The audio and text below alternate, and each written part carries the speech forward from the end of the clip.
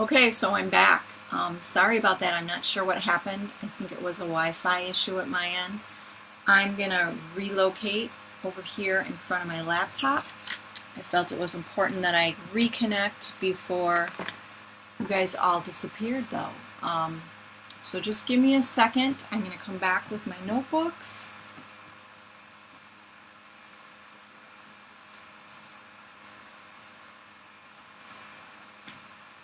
And we will just do it piecemeal here from my desk.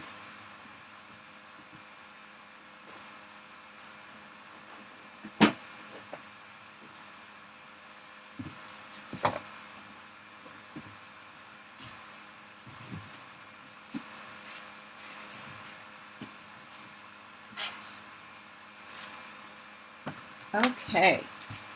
One of the benefits of a small studio is that everything is right inside arm's reach. So, we're going to breathe. Welcome back.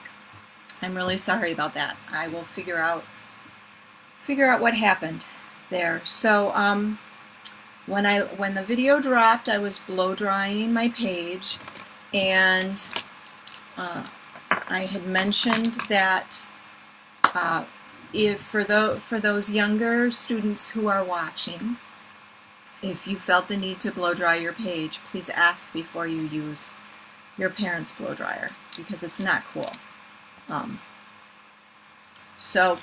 And as you are blow drying that page, if you feel or you're not sure if it's dry, even if you're air drying or blow drying, to tell it's dry, you can always flip the page over on the other side and feel the back side of it.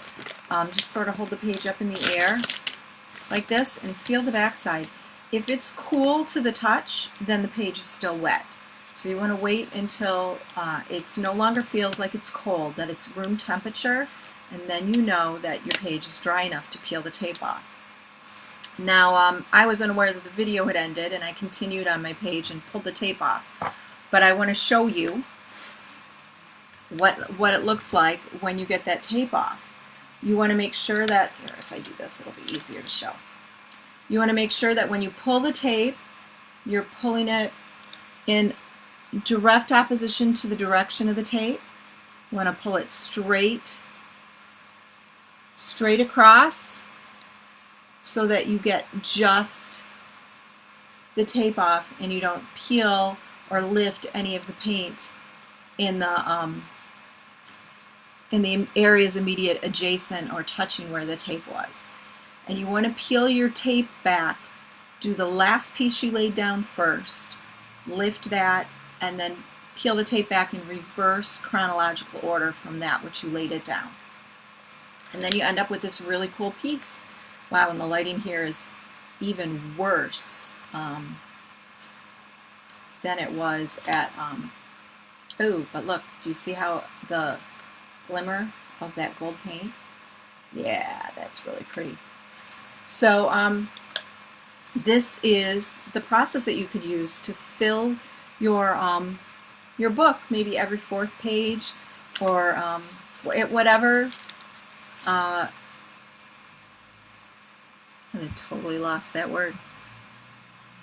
You can put however many pages like this you wish in your book. You can scatter them throughout the book. You can put a whole cluster of them, whatever. But the way that I like to use these pages, or what I like to use these pages for, is that I have a practice, or I try every night at the end of the day or at the very beginning, if I haven't done it the night before, to write a list of things that give me pleasure, that made me happy or smile, or that engaged my senses and made me feel alive. I'm trying to figure out the lighting here and where to sit so you can actually see me.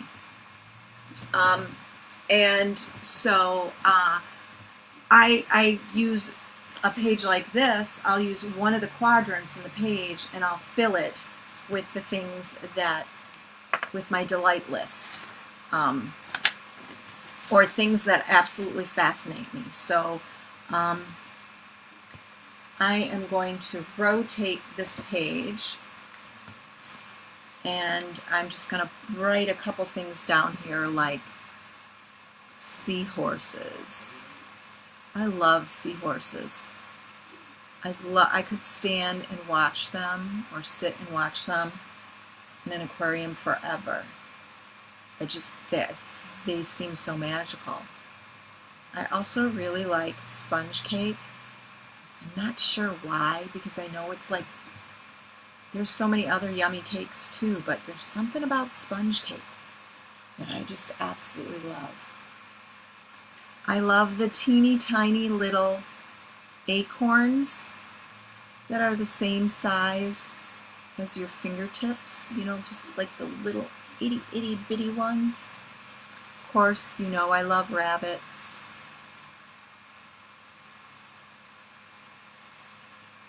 I love the feeling of the sunshine on my face.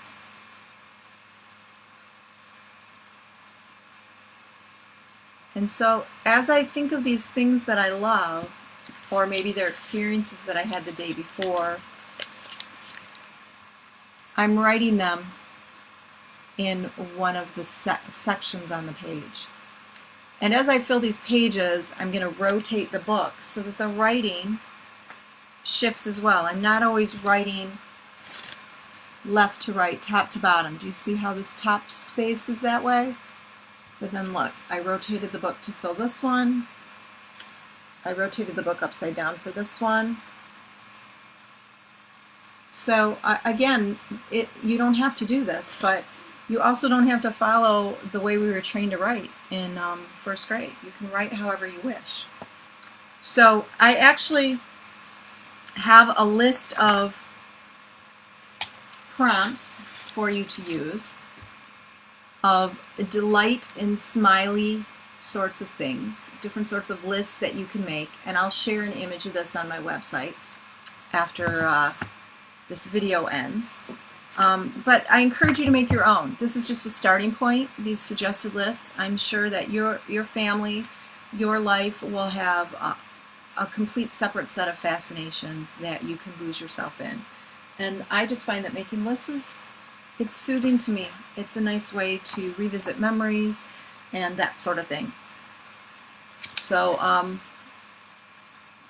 Now the other way to embellish this page, so I'm feeling a little scattered because I had everything outlined anyway. I wonder if I could do this. Nah, I don't think it's going to fit on my desk. But let's see, will it?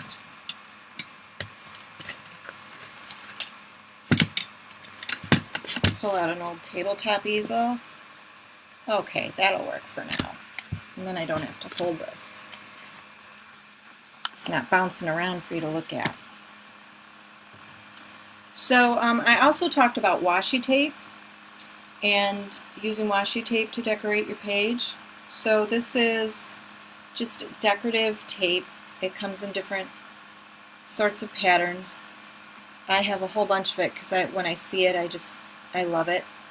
It delights me. So I have a little bucket of it, but I think it's a great way to spruce up a page. So I'm just going to take a piece of it and I'm going to run it along the inner edge. Once again, I'm just eyeballing. I'm not being super precise.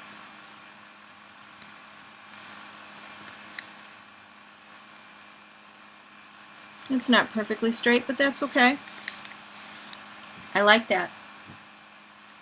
And if I were to embellish the edge of this page, I could use a blue pen here.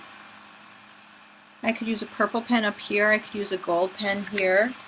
Let me show you the sorts of designs that were on the first one so that you can see as a means of comparison. So this sort of design is just a central teardrop shape. I started at the corner and I made a teardrop shape here and I drew one here and I made them the same size, and then I found the middle of the distance between the two and I did another teardrop shape that was the same size, Then I went and I put a smaller teardrop on either side of these three. And then I took an even smaller on either side of these three. You can't see it because it's under the wing here. And then I colored them all in. That was how I built this pattern. So then I took the distance from here to here and I put a medium-sized teardrop at the middle point. And I did the distance from here to here with a middle-sized teardrop at the middle point. And then again, I put smaller, graduating smaller ones on either side of that. And then for these smallest sections, I just found the middle distance and I put a middle-sized teardrop in with little ones on either side, right in between those. You can build a symmetrical pattern like this using any sequence of shapes. Start with your edges, find your middle point. So you have 3 points. You have both of your ends and then you have a middle point.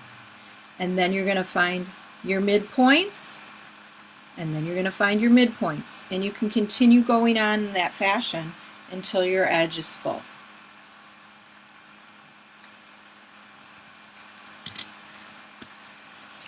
So, I think I've gone through all of the content that I had. Oh, I was going to talk about making your own washi tape.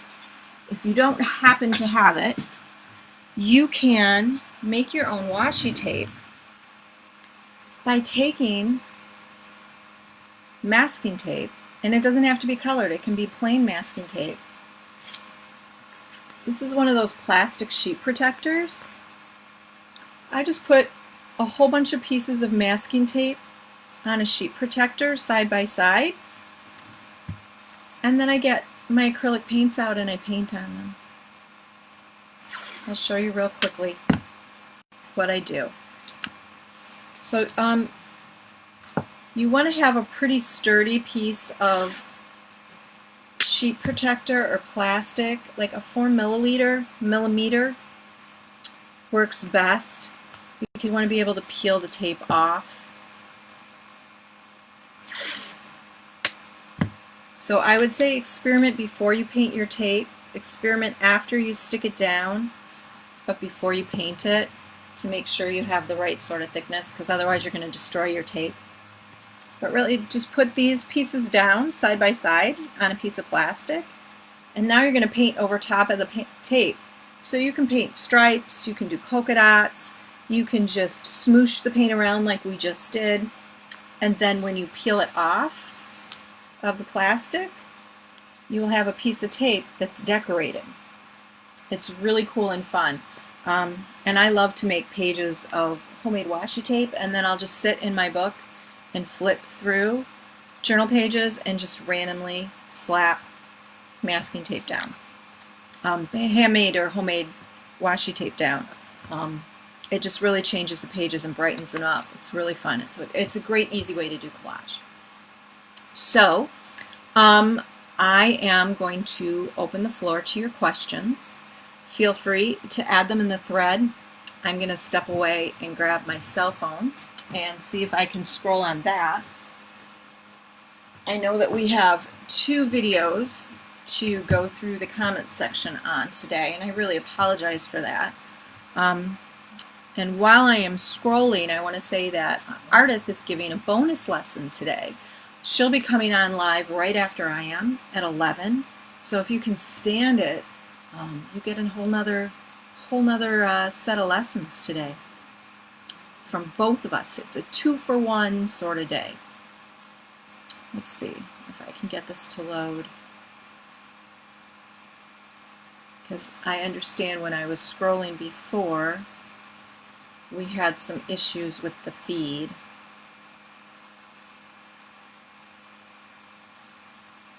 Okay. Turn the volume down on my phone.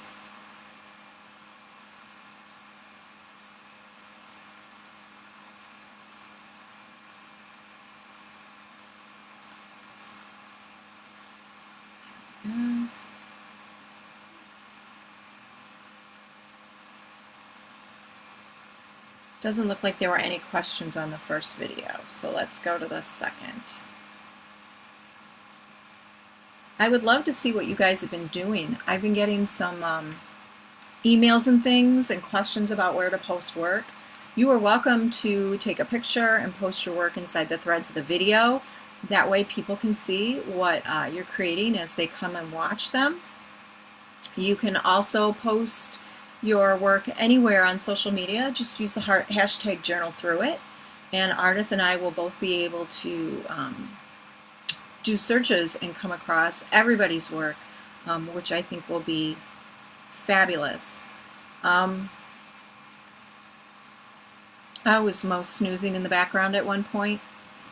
Yeah, she's still snoozing. That's her favorite spot. Oh, which way do I move? There she is. Yeah, she loves sleeping in the window. So yeah, it looks like that's it for questions today.